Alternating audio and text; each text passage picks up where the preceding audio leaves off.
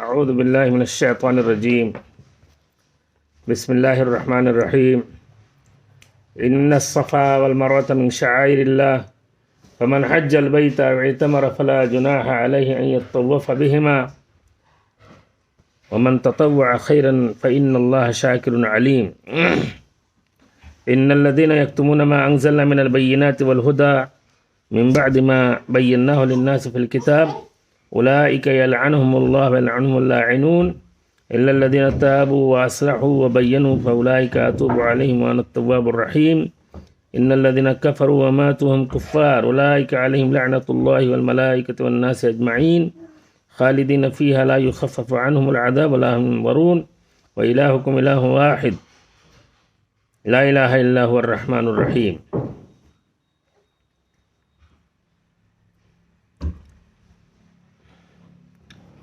صفا اور مروہ کو اللہ تعالیٰ نے اپنے شعائر میں شمار کیا ہے.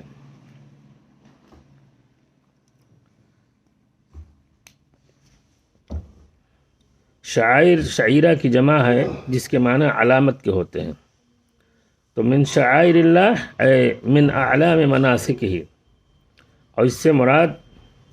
عبادت کی وہ جگہیں ہیں جن کو اللہ تعالیٰ نے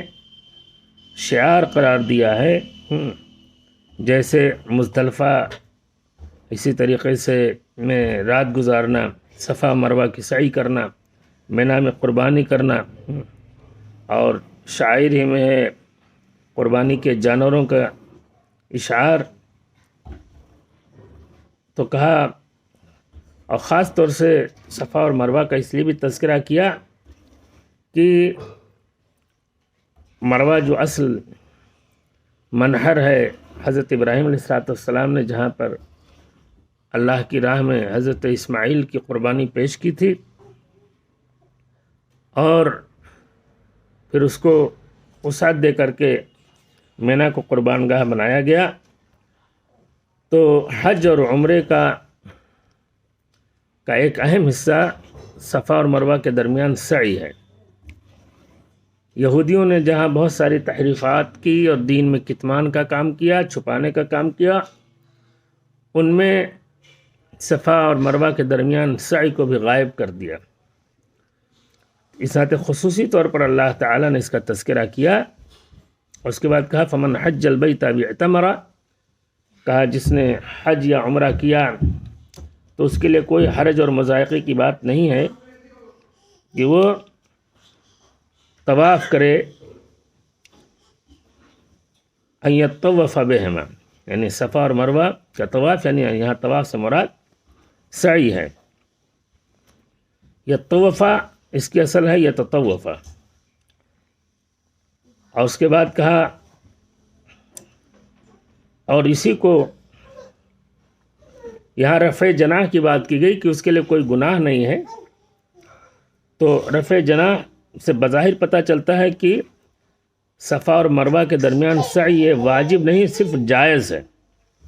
یہی قول امام حنیفہ رحمۃ اللہ علیہ اور ان کے ساتھیوں کا، امام ثوری کا ہے. اور امام زمخشری نے حضرت ابو حنیفہ رضی اللہ عنہ کا دوسرا قول نقل کیا ہے کہ انہیں وہ صفا مروہ کے درمیان سعی کو واجب قرار دیتے ہیں اور اس کو رکن نہیں مانتے ہیں. اور عدم وجوب کی بات حضرت ابن عباس، حضرت ابن زبیر اور حضرت انس بن مالک ابن سیرین سے بھی منقول ہے. اور قرآن مجید کی یہ آیت، اس کا خاص طور سے یہ حصہ کہ من تطوع خیرا فإن اللہ شاکر علیم، اس سے بھی اس کی تاکید یا تائید ہوتی ہے کہ اس آیت سے مراد، یا اس آیت سے پتہ چلتا ہے کہ یہ سعی بین الصفا والمروہ یہ واجب نہیں ہے. لیکن جمہور کے ہاں صفا مروہ کے درمیان سعی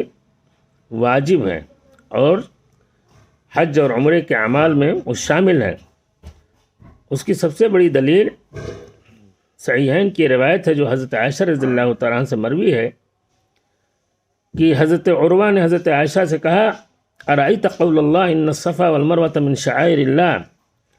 فمن حج البیت او اعتمر فلا جناح ان یطوف بہما۔ حضرت عروہ نے قرآن مجید کی آیت پڑھی اور کہا فما ارى علی احد جناحا، کہا میں کوئی گناہ نہیں سمجھتا، مذائقہ نہیں سمجھتا کہ اللہ یطوف بہما، کہ اگر حج کرنے والا یا عمرہ کرنے والا صفا مروہ کے درمیان سعی نہ کرے تو کوئی مذائقہ نہیں۔ اما عائشہ رضی اللہ تعالیٰ نے اس کے جواب میں کہا بئس ما قلت یا ابن اختی، اے میری بہن کے بیٹے، تم نے بڑی عجیب و غریب بات کہی، بئس ما قلت، بڑی خراب بات کہی، انہا لو کانت علی ما اولتہا کانت فلا جناح علیہ ان یطوف اللہ یطوف بہما۔ کہا اگر اس آیت سے مراد یا اس آیت کے معنی وہ ہوتے جو تم نے سمجھا یا تم نے بتایا ہے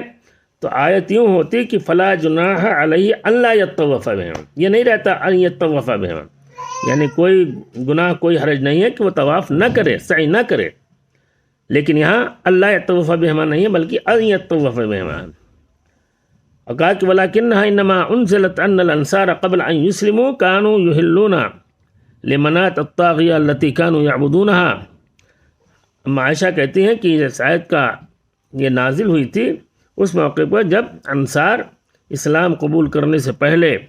یعنی مدینے کے جو مشرکین تھے، یہود تھے، یہ جب منات جو ایک بت تھا اس کے لیے جب تلبیہ کرتے اور جو منات کا تلبیہ کرتا تو اس کو صفا اور مروہ کے درمیان سعی کرنے میں دقت محسوس ہوتی تھی، اسے گرا گزرتا تھا۔ تو اللہ تعالیٰ نے یہ آیت اتاری کہ ان الصفا والمروۃ من شعائر اللہ۔ حضرت عائشہ کہتی ہیں ثم قد بین رسول اللہ صلی اللہ علیہ وسلم الطواف بہما، پھر پیارے رسول صلی اللہ علیہ وسلم نے اپنے قول اور عمل سے صفا اور مروہ کے درمیان سعی کے سلسلے میں بیان فرمایا فلیس لأحد ان یدع الطواف بہما۔ حضرت عائشہ فرماتی ہیں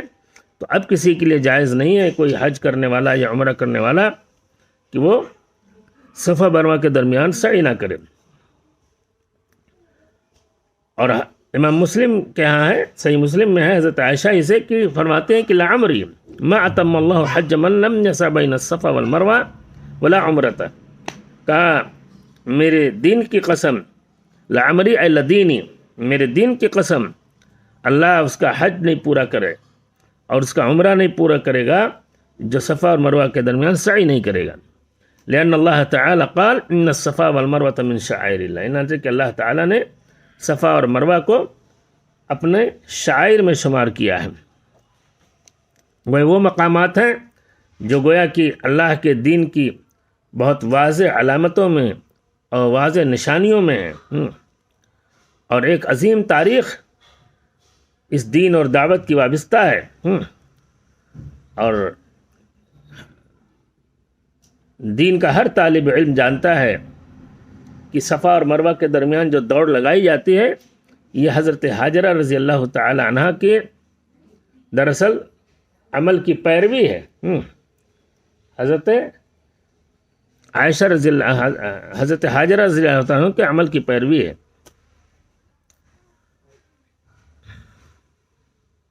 اور ایک حدیث ہے حضرت طبرانی کے حضرت ابن عباس سے کہتے ہیں سئل رسول اللہ صلی اللہ علیہ وسلم، اللہ کے رسول سے پوچھا گیا تو آپ نے فرمایا ان اللہ کتب علیکم السعی فسعوا، اللہ نے تمہارے اوپر صفا مروہ کے درمیان دوڑ لگانے کو واجب اور ضروری قرار دے دیا ہے، نہ تم بھی دوڑ لگاؤ۔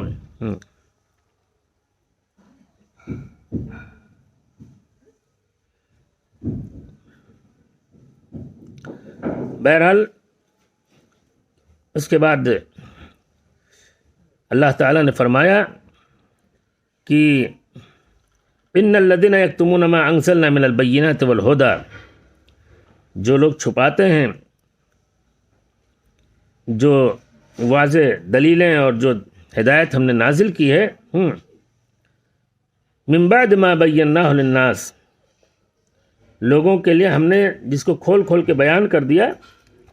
چاہے وہ قرآن مجید میں ہو، تورات میں ہو، انجیل میں ہو، تو جو بھی فی الکتاب، کتاب سے مراد قرآن مجید بھی اور دوسری آسمانی کتابیں بھی۔ تو قرآن مجید اور دیگر آسمانی کتابوں میں ہم نے جس دین کی واضح دلیلوں کو اور جس ہدایت کو کھول کھول کر بیان کر دیا اور نازل کیا، اس کو اگر انسان چھپاتا ہے، چاہے وہ علماء یہود چھپائیں یا عیسائی راہب چھپائیں، اولئک یلعنہم اللہ، یا امت مسلمہ کا کوئی آدمی چھپائے، ایسے لوگوں پر اللہ کی لعنت ہے، اور ایسے لوگوں پر لعنت کرنے والوں کی لعنت ہے، یعنی فرشتوں کی لعنت، مومنوں کی لعنت، سب کی لعنت۔ تو کہا من البینات والہدی، یعنی ہم نے اللہ کی اپنی کتاب میں، اپنے دین میں جو واضح دلیلیں اور جو ہدایت نازل کی، تو اس سے پتہ چلا کہ بینات اور ہدیٰ سے علاوہ جو چیزیں ہیں ان کا چھپانا، ان کا نہ بیان کرنا جائز ہے۔ جیسا کہ حضرت ابو ہریرہ رضی اللہ عنہ کی حدیث ہے، بخاری شریف کی روایت ہے، آپ نے کہا، حضرت ابو ہریرہ فرماتے ہیں جو حدیث رسول کے سب سے بڑے راوی اور سب سے بڑے محافظ، جن کا سینہ احادیث رسول کا خزانہ تھا، وہ کہتے ہیں کہ حفظت عن رسول اللہ صلی اللہ علیہ وسلم وعاءین، میں نے پیارے رسول صلی اللہ علیہ وسلم سے 2 گھڑے محفوظ کیے۔ وعاء کہتے ہیں اس برتن کو جس میں پانی رکھا جائے، جسے ڈول ہے، بالٹی ہے۔ تو کہا کہ مشکیزہ ہے، تو ہم نے کہا تو گویا 2 بڑی کیس یا بڑی بوری ہم نے محفوظ کی پیارے رسول صلی اللہ علیہ وسلم کی حدیث کی، جس میں ایک کو میں نے اما احدہما فبسطہ، تو ایک گھڑا تو ہم نے پھیلا دیا، لوگوں میں عام کر دیا، وَأَمَّا الْآخَرُ، لیکن دوسری جو احادیث کی دوسرے گھڑے میں جو، یا دوسرے کیس اور دوسرے تھیلے میں جو احادیث ہیں، فَلَوْ بَسَسْتُهُ قُطِعَ هَذَا الْبُلْعُومُ، کہا اگر میں ان کو بیان کر دوں تو میری یہ گردن کاٹ دی جائے گی۔ یہ بخاری میں ہے۔ تو اس کا مطلب یہ ہوا کہ حضرت ابو ہریرہ رضی اللہ تعالیٰ عنہ جو حدیث رسول کے سب سے بڑے ترجمان اور سب سے بڑے شارح اور سب سے بڑے محافظ تھے، انہوں نے بھی ان احادیث کو بیان کیا جن کا تعلق عقائد و احکام سے تھا، اور جو احادیث فتنوں سے متعلق تھی، اور جن حدیث کے بیان کرنے سے فتنہ ہو سکتا تھا، اختلافات سے متعلق تھیں، یا منافقین نامزد کرنا، تو ان حدیث کو انہوں نے چھپا لیا، نہیں بیان کیا۔ امام ذہبی رحمۃ اللہ علیہ نے اس حضرت ابو ہریرہ رضی اللہ عنہ کی اس حدیث پر یا ان کے اس اثر پر تفصیلی بحث کی ہے، اور لکھا ہے سیر اعلام النبلاء میں کہ ھذا دال علی جواز کتمان بعض الاحادیث التي تحرک الفتنہ فی الاصول وفی الفروع، کہا اس سے پتہ چلتا ہے، یہ دلیل ہے اس بات کی کہ بعض ایسی حدیث کا چھپانا جائز ہے جو فتنہ کو بڑھاوا دے، جن سے فتنہ پیدا ہو سکتا ہو، چاہے ان کا تعلق اصول سے ہو یا فروع سے ہو، مدح سے ہو یا ذم سے ہو۔ وَأَمَّا حدیث يتعلق بالحلال والحرام فلا يحل كتمانه لوجه، ہاں حلال و حرام سے متعلق جو حدیث ہے، ان حدیث کا چھپانا کسی حال میں جائز نہیں، اس ناطے کہ ان کا تعلق بینات اور ہدیٰ سے ہے۔ صحیح بخاری میں بھی ہی میں حضرت علی رضی اللہ تعالیٰ کا یہ اثر ہے، حدث الناس بما يعرفون ودعوا ما ينکرون اتحبون ان يكذب اللہ ورسولہ، کہا لوگوں سے وہ چیزیں بیان کرو جن سے ان کی طبیعتیں مانوس ہوں، جن کو وہ جانتے ہوں، ودعوا ما ينکرون، اور جس سے وہ بدکیں اور جن سے انہیں ان کے اندر نفرت پیدا ہونے کا خطرہ ہو، ان کو مت بیان کرو۔ کیا تم چاہتے ہو کہ اللہ اور اس کے رسول کی تکذیب کی جائے؟ تو کہا اسی طریقے سے حضرت ابو ہریرہ رضی اللہ عنہ اگر اس تھیلے کی حدیث کو بیان کر دیتے جس میں فتن کی حدیثیں تھیں،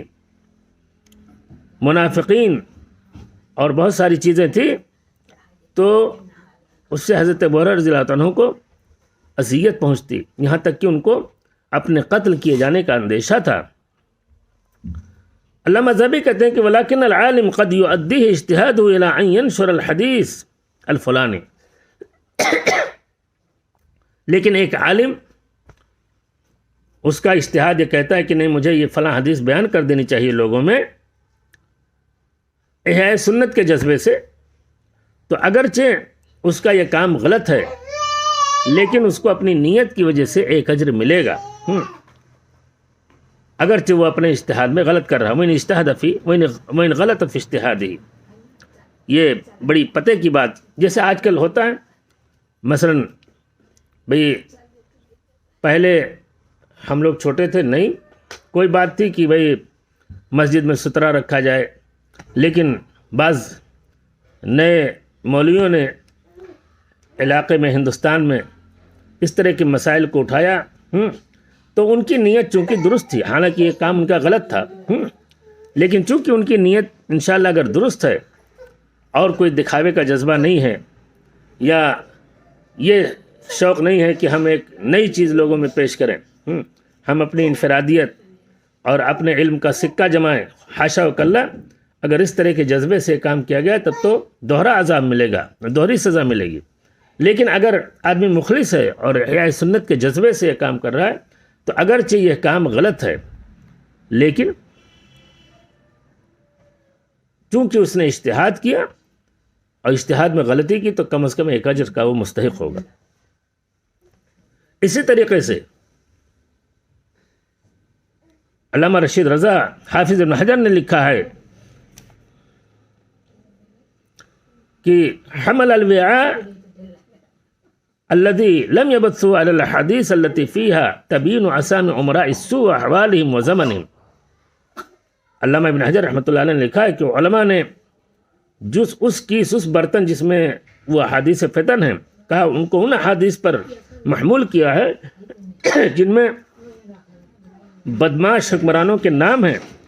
ان کے احوال ہیں، ان کے وقت، ان کے زمانے کا تعین ہے، اور حضرت ابو ہریرہ رضی اللہ عنہ نے بعض کی طرف اشارہ کیا ہے، اور وہ اپنے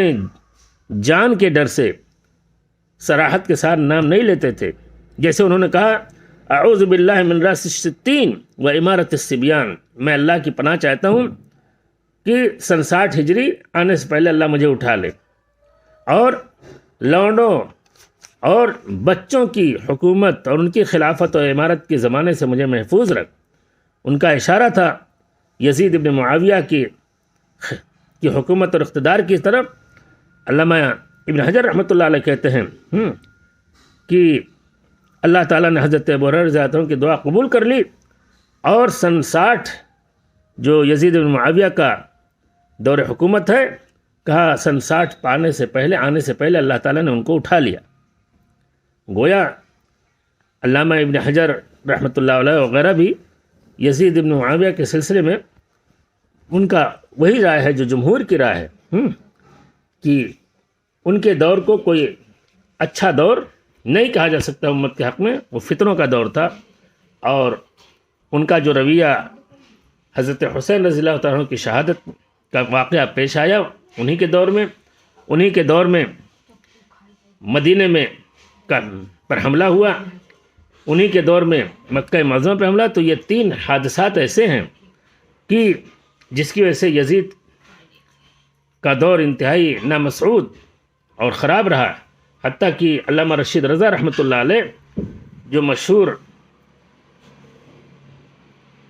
مصر کے مشہور عالم تفسیر المنار کے مفسر، انہوں نے لکھا ہے، اس حدیث کو نقل کیا ہے کہ حضرت ابو ہریرہ سے منقول ہے انہ دعا اللہ ان ينقذه من سنۃ 60 و امارت الصبیان، کہ انہوں نے دعا کی اللہ تعالیٰ ان کو سن 60 کا زمانہ نہ دے، اس سے پہلے انہیں اٹھا لے، اور اللہ نے ان کی دعا قبول کیا، اور سن 59 یا 57 میں حضرت ابو ہریرہ کا انتقال ہو گیا، اور سن 60 میں یزید ابن معاویہ برسر اقتدار ہوئے۔ تو اس سے پتہ چلتا ہے کہ حضرت ابو ہریرہ یزید کا دور حکومت آنے سے پہلے دنیا سے اٹھا لیے جائیں اس کی دعا کرتے تھے، اور اللہ تعالیٰ نے وقد اعاذہ اللہ، اور اللہ تعالیٰ نے ان کو بچا لیا۔ فلم یرا ایام السود، علامہ رشید رضا کہتے ہیں کہ یزید کے اس سیاہ دور حکومت کو وہ نہیں پائے، اس سے پہلے اللہ تعالیٰ نے ان کو اٹھا لیا. نہیں، ان کے دور کو، یزید کے دور کو انہوں نے ایک سیاہ دور اور سیاہ زمانہ قرار دیا ہے امت کے حق میں. علامہ رشید رضا نے آگے لکھا ہے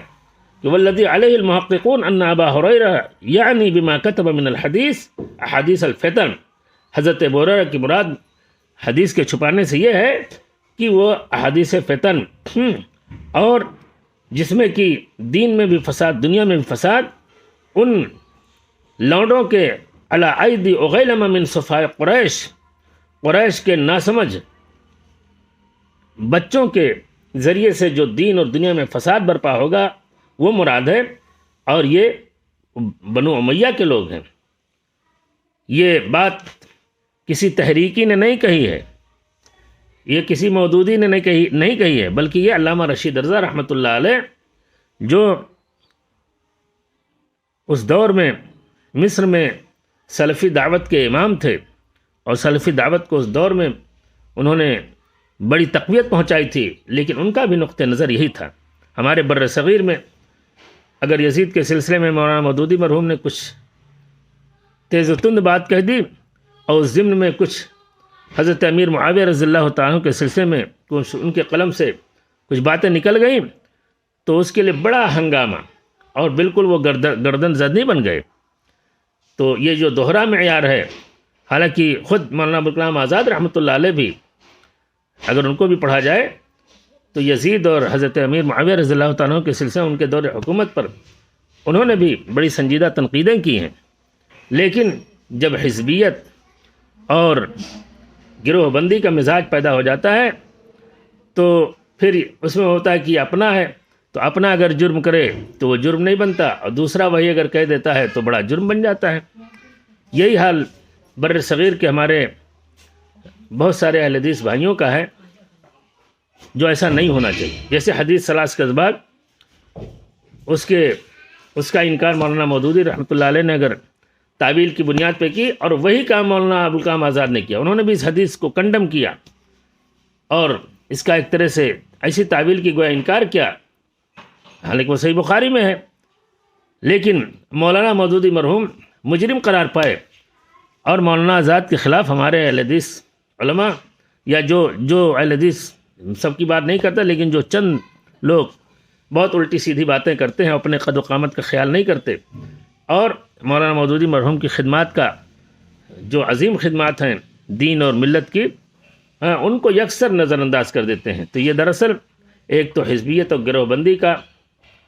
کیا نتیجہ ہے، اور دوسرے عصبیت، گروہی عصبیت کی دین ہے، اور علم کی کمی کا نتیجہ ہے. انسان کو بہت کھلے ذہن سے سب کو پڑھنا چاہیے. اس کے بعد اللہ تعالیٰ نے فرمایا کہ اگر کوئی کتمان کرتا ہے اللہ کے دین کی جو بینات ہیں اور اس میں جو ہدایت کی باتیں ہیں ان کو اگر کوئی چھپاتا ہے کسی بھی مصلحت کے تحت، شان نزول اگرچہ یہود اور علماء یہود اور رہبان نصارہ کے تعلق سے ہو، لیکن صحیح بات یہ ہے کہ الاعتبار بعموم اللفظ لا بخصوص السبب. ایک جنرل اصول ہے کہ قرآن کی آیت اگرچہ کسی خاص پس منظر میں اتری ہو، خاص اس کا شان نزول ہو، اس کا کوئی خاص سبب ہو، لیکن اعتبار عموم لفظ کا ہوگا. ایسا نہیں کہ یہود کے علماء اور نصارہ کے علماء پر یہ فٹ آئے اور امت محمدیہ کے علماء پر یہ فٹ نہ آئے. اگر اسی جرم کا ارتکاب امت محمدیہ کے علماء کرتے ہیں اور قرآن میں پیارے رسول صلی اللہ علیہ وسلم کے حدیث میں جو بینات اور ہدایت کی چیزیں ہیں ان کو وہ کسی مصلحت، کسی دباؤ میں چھپاتے ہیں، اس ناطے کہ اسلام مکمل ضابطۂ حیات ہے، پوری زندگی کے لیے ہے اور قیامت تک کے لیے ہے،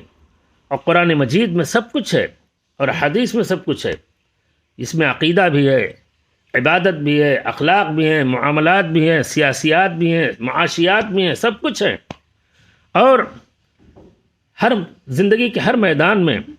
قرآن نے بہت ہی واضح ہدایات دی ہیں اور دلائل کے ساتھ گفتگو کیا ہے. امت محمدیہ کے علماء اور دعات کی ذمہ داری ہے کہ سب بے کم و کاس بغیر کچھ چھپائے ہوئے ہر چیز بیان کریں، بتائیں، اور اس میں مصلحت کا شکار نہ ہوں۔ چند سنتوں کو بیان کریں اور باقی سنن کو چھوڑ دیں جو سنن ثابتہ ہوں۔ قرآن مجید کی ان باتوں کو بیان کریں جو حق، جو موجودہ حالات میں جس سے کوئی پریشانی نہ ہو، لیکن وہ باتیں کہ جن کو بیان کرنے سے پریشانی محسوس ہو، قربانی دینی پڑے، ان کو چھپائیں، تو یہ سب کتمان نہیں ہونا چاہیے۔ بینات اور خدا سے جو متعلق آیات ہیں، جو حدیث ہیں، ان کو ہرگز کتمان جو بھی کرے گا، وہ ماضی کے لوگ کیوں ہوں چاہے آج کے علماء کریں، تو ان پر یہ چیز آئے گی کہ اولئک یلعنہم اللہ ویلعنہم اللاعنون۔ قرآن مجید میں جہاد کی آیات ہیں، قتال کی آیات ہیں، پیارے رسول صلی اللہ علیہ وسلم کی حدیث میں غزوات و سرایا کے سارے مباحث پھیلے ہوئے ہیں۔ اگر ان کو چھپائے انسان، ان کی ایسی تعویل کرے جس سے کہ ہمیں کوئی پریشانی نہ ہو جان بوجھ کر کے، تو اللہ رب العالمین کی اس وعید کا وہ مستحق ہوگا کہ اولئک یلعنہم اللہ ویلعنہم اللاعنون الا الذین تابوا واصلحوا وبینوا فاولئک اتوب علیہم۔ لیکن جنہوں نے توبہ کیا اور اصلاح کی، ان اصلحوا ما فسد من اعمالہم واقوالہم وبینوا، ادھر کتمان تھا، چھپایا تھا، اور یہاں کھول کھول کے بیان کیا۔ اب اگر وہ لوگ ہیں پرانے علماء یہود و نصارہ ہیں یا آج کے علماء یہود و نصارہ، تو ان کی کتابوں میں تورات اور انجیل میں آخری رسول جناب محمد الرسول اللہ صلی اللہ علیہ وسلم کے سلسلے میں، ان کی نبوت اور رسالت کے سلسلے میں جو بشارتیں موجود ہیں، ان کو وہ لوگ چھپائیں تو غلط، آج کے علماء یہود و نصارہ چھپائیں تو غلط، اور اس کو کھول کھول کے بیان کریں، توبہ کریں۔ اگر اللہ کی لعنت، اور لعنت کسے کہتے ہیں؟ البعد عن مغان الرحمہ، اللہ کی رحمت کا جہاں شبہ بھی اس سے بھی دور ہو، کہا ایسے لوگوں پر اللہ کی لعنت، یعنی اللہ کی رحمت سے کوسوں دور ہوں گے، اور ایسے لوگوں پر لعنت کرنے والوں کی لعنت، یعنی فرشتوں کی لعنت اور اہل ایمان کی لعنت، اہل ایمان بھی ان پر لعنت بھیجیں گے۔ کہا جنہوں نے توبہ کی اور اصلاح کیا اور کھول کھول کے بیان کیا، فَأُولَئِكَ أَتُوبُ عَلَيْهِمْ وَأَنَا التَّوَّابُ الرَّحِيمُ، ایسے لوگوں پر اللہ کہتا ہے کہ ایسے لوگوں پر میں مہربان ہوں گا۔ اس کے بعد کہا ان الذین کفروا وماتوا وهم کفار اولئک علیہم، جن لوگوں نے کفر کیا اور کفر کی حالت ہی میں ان کی موت آئی، ایسے لوگوں پر اللہ کی لعنت، فرشتوں کی لعنت اور تمام انسانوں کی لعنت، والناس اجمعین، تمام انسانوں کی لعنت۔ تو جو تمام انسانوں کی لعنت ہے یہ مرحلہ قیامت میں آئے گا، باقی اللہ کی لعنت اور فرشتوں کی لعنت یہ دنیا میں بھی اور آخرت میں بھی ہے۔ خالدین فیہا لا یخفف عنہم العذاب ولا هم ینظرون، نہ تو عذاب میں تخفیف ہوگی اور نہ ہی انہیں کوئی مہلت دی جائے گی۔ اس کے بعد کہا وَإِلَٰهُكُمْ إِلَٰهٌ وَاحِدٌ، اے انسانوں سن لو، تمہارا الہ، تمہارا معبود، تمہارا کارساز، تمہارا مشکل کشا وہی ایک الہ واحد ہے، لا الہ الا ہو، اس کے علاوہ کوئی الہ برحق نہیں، وہ بڑا رحمان اور بڑا رحیم ہے۔